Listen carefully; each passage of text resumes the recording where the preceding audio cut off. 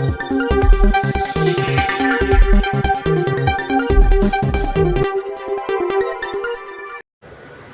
Friends, அஸ்ஸலாமு அலைக்கும். இன்றைக்கி குவைத் சம்மந்தமான விசா சம்மந்தமான முக்கியமான தகவல்லாம் இருக்குது. வீடியோ ஃபுல்லாக பார்த்து உங்கள் ஃப்ரெண்ட்ஸ் எல்லாருக்குமே ஷேர் பண்ணிவிடுங்க. குவைத்தில் வேலை பார்க்குற பெண் தொழிலாளர்களை அவங்களுடைய ஸ்பான்சர்களோட வீடுகள்லேருந்து கடத்தியதற்காக ஒரு டாக்ஸி டிரைவர் உட்பட ஆசிய நாட்டை சேர்ந்த 4 பேரை கைது செஞ்சுருக்கிறாங்க. சந்தேக நபர்கள் சட்டத்தை மீறி சட்ட விரோதமாக மணி நேர அடிப்படையில் தொழிலாளர்களை மீண்டும் பணி அமர்த்துறதுல ஈடுபட்டிருக்கிறதா தெரிவிச்சிருக்காங்க. இந்த 4 பேரையும் உயர் அதிகாரியிடம் ஒப்படைத்து மேற்கொண்டு நடவடிக்கை எடுக்க ஏற்பாடு செய்யப்பட்டிருக்கிறதா தகவலில் வெளியாயிருக்கு.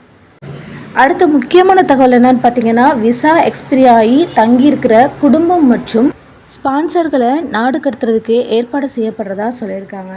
அதாவது விசிட் விசா விதிமுறைகளை மீறி சட்டப்பூர்வ காலத்தையும் மீறி நாட்டில் தங்கியிருந்த பல நபர்களை இப்போ அதோட ஸ்பான்சர்களையும் சேர்த்து உள்துறை அமைச்சகம் நாடு கடத்தியிருக்காங்க. காரணம், அந்த ஸ்பான்சரையும் ஏன் நாடு கடத்திருக்காங்கன்னு சொல்லியிருக்காங்கன்னா, அவங்களுக்கு விசா இருந்தாலும் அவங்க ஸ்பான்சர் பண்ண அந்த விசிட் விசாவில் வந்த மக்கள் இந்த மாதிரி குடியிருப்பு சட்டத்தை மீறின காரணத்துக்காக 2 பேரையுமே சேர்த்து நாடு கடத்திருக்கிறதா தெரிவிச்சிருக்காங்க. இவங்க வெளியிட்ட அறிக்கையில் இந்த விசா மீறுபவங்களையும் அவங்களுடைய ஸ்பான்சர்களையுமே கைது செய்திருக்கிறதா அமைச்சகம் தெரிவிச்சிருந்துருக்குறாங்க.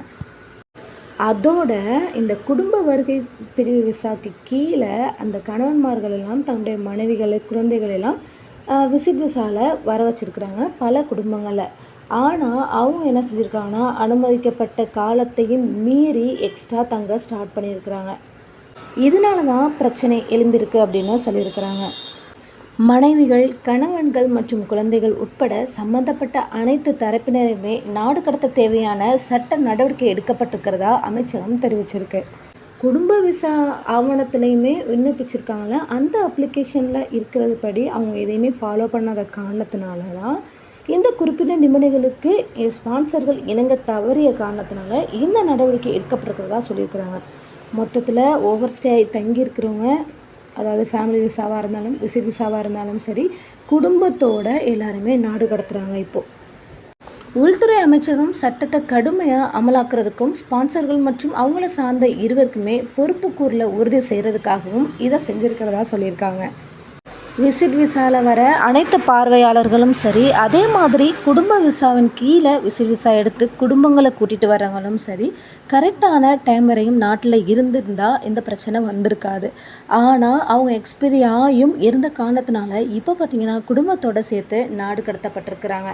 இதனால் நாட்டுக்கு வர அனைத்து பார்வையாளர்களுமே விசா நிபந்தனைகளை கண்டிப்பாக கடைப்பிடிக்கணும் அப்படின்னும், சட்ட ரீதியான விளைவுகளை தவிர்க்கிறதுக்காக விசா காலாவதி ஆகிறதுக்கு முன்னாடியே நாட்டை விட்டு வெளியேறணும் அப்படின்னும் தெரிவிச்சிருக்காங்க. இப்போ பாருங்கள், ஃபேமிலியையே அப்படியே நாடு கடத்திருக்கிறாங்க. அப்படிங்கிறப்போ நாடு கடத்தப்பட்டவர்கள் மீண்டும் நாட்டிற்குள்ளே வர முடியுமா? அதை யோசிச்சு பாருங்கள். ஸோ அதனால் மறந்த அந்த வேலையில் இருந்தால் கூட கொஞ்சம் ஞாபகமாக இந்த மாதிரி விசா சம்மந்தமான விஷயங்களில் கொஞ்சம் விழிப்புணர்வாக இருங்க. ஓகே ஃப்ரெண்ட்ஸ், இது போல் பல முக்கியமான தகவல் தெரிஞ்சுக்கணும் அப்படின்னா நம்ம சேனலை பார்த்து மறக்காமல் ஷேர் பண்ணி சப்ஸ்கிரைப் பண்ணுங்கள். தேங்க்ஸ் ஃபார் வாட்சிங். பை.